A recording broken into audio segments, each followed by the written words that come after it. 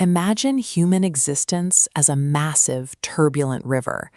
For centuries, we built our lives on solid ground, absolute truths, universal values, and undeniable beliefs. Now the water has risen, and those monolithic structures are being completely swept away.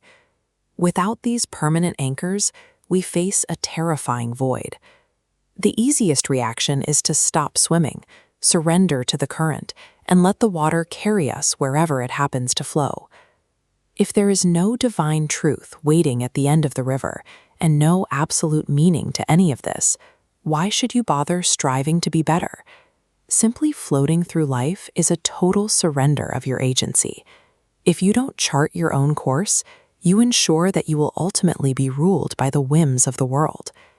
Even in the void, a deep, persistent restlessness remains. We possess an intuitive feeling that who we are right now, in this exact moment, is insufficient.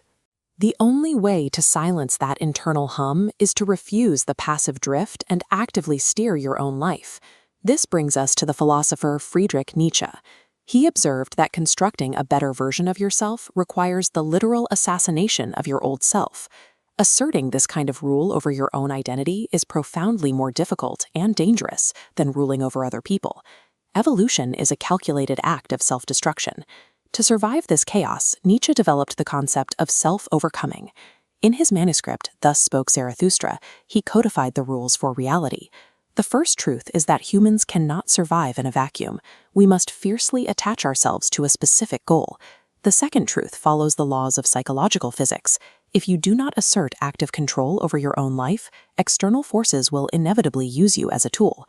The third truth defines the ultimate expression of human power as total self-mastery. Nietzschean power is strictly an internal dominion, completely divorced from the subjugation of others. Surviving the modern void requires a radical, conscious attachment to a self-directed path. The ultimate result of this relentless self-overcoming is the Übermensch, or the Overman.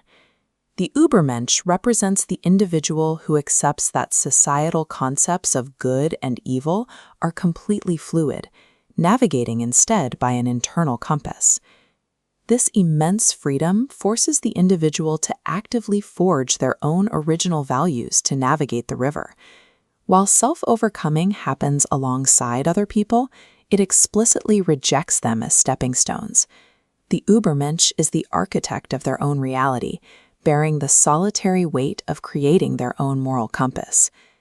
Nietzsche's framework contains a shocking final twist. Self-overcoming lacks a final stopping point. Building a perfect set of values to keep forever is an impossibility. If a deeply loved belief, habit, or goal ceases to push you forward, you must abandon it entirely. You build the bridge to cross the chasm, then you set it on fire. This version of growth is an agonizing, continuous cycle of rebirth. In Nietzsche's world, psychological stagnation is the true enemy. Permanence is just another form of death. This leaves us with an almost impossible exam for the human spirit, the balance between passion and distance. Passion is the capacity for absolute, unyielding devotion to a self-created goal.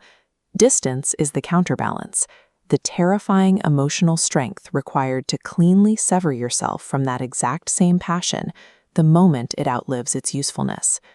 Do you possess the psychological bravery required to actively destroy who you are today, merely for the chance to become who you could be tomorrow?